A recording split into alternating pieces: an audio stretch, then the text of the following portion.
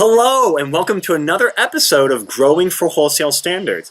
For today's episode, we're going to finish up our mini-series Field Scouting and Planning with our last episode, and we're going to discuss pollination. Now, why are we discussing pollination? Well, later in the video series, when we talk about grades, part of achieving that USDA graded #1 produce to get maximum return on whatever you're going to sell is getting a product that's well and evenly pollinated. So to discuss this a little bit more, we're going to finish off our conversation in the mini-series with Neil Reed again from Spring Ridge Farm. Neil, just give us a good idea about when we're doing our weekly, daily scoutings. What are we looking for when it comes to pollination? So one thing I do, I usually keep a knife on me, and when I'm doing my trips through the plantings, I'll take a look. I'll go ahead and pick a fruit and take the knife and cut it open, cut it in half.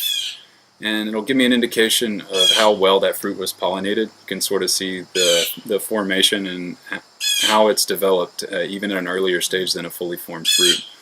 And also just looking at the fruits that are being set on the plants.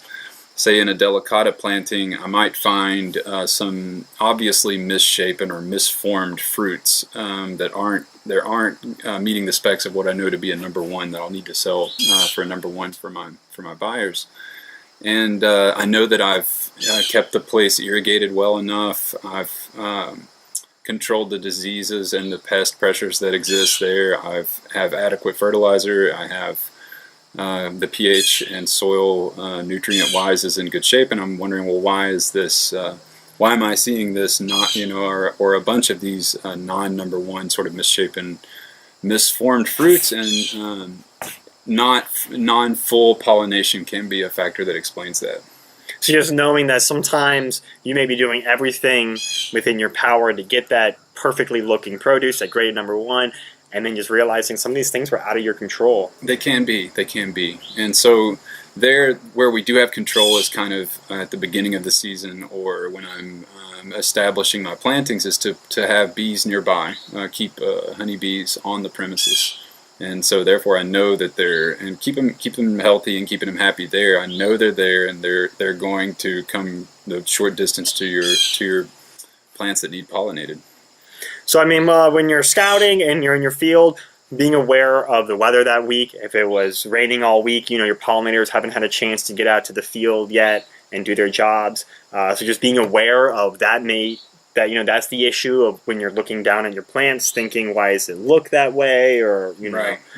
So just sounds like there's not a whole lot you can do, but just being aware that is the reason. You can find your explanation for, say, a window on your tomato plants where the fruit set is lighter than the area below or above it. It could be explained by lack of proper pollination, which could be explained by extended periods of warm weather or really hot weather with really warm nights, making the pollen less viable, or as you said and mentioned, the extended period of rain where pollinators physically can't get out to do the job of pollinating the fruits. Okay, so it sounds like you definitely need some bees, some pollinators around on your farm. It's my understanding that most agricultural extension agents or most departments offer some sort of grant or some sort of help to get farmers with the bee hive on their property. It's a USDA. The last one I was aware of is a USDA grant, I think. So you go and you buy the beehive and get the bees and put them on your place, and then file for a reimbursement. Okay, now that sounds pretty challenging. I've never interacted with bees before. Is that something you think that I could even approach? I think pretty much for anyone at first that's going to be the feeling, and for me it certainly was. But I had a little bit of experience helping a friend with it, and I saw some of those barriers to entry were knocked down.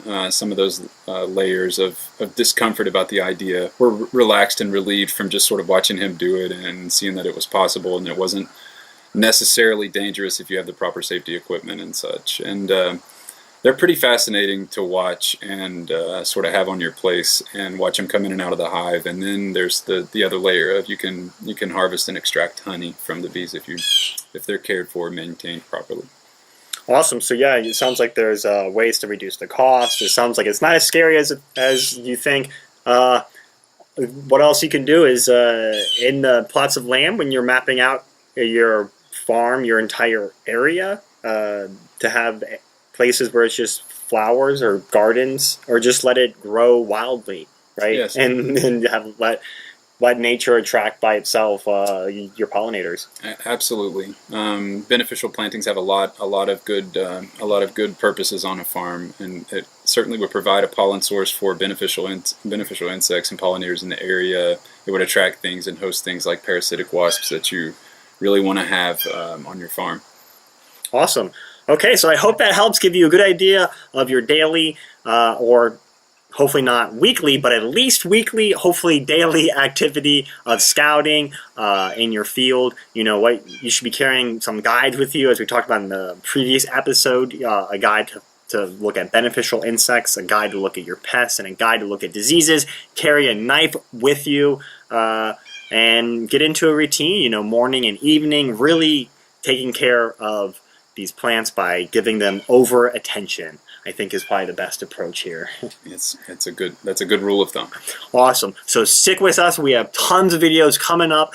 We still have all those grading videos to discuss. If you're scratching your head, what is a USDA grade that we talked about in this video? So let me link a video that just introduces you to the concept, where we sit down and we just go over some of the beginning steps into incorporating good agricultural practices, which is GAP, which defines grades throughout the wholesale market process. I have a link to that video as well. So keep with us, and I hope to see you guys next time on Growing for Wholesale Standards.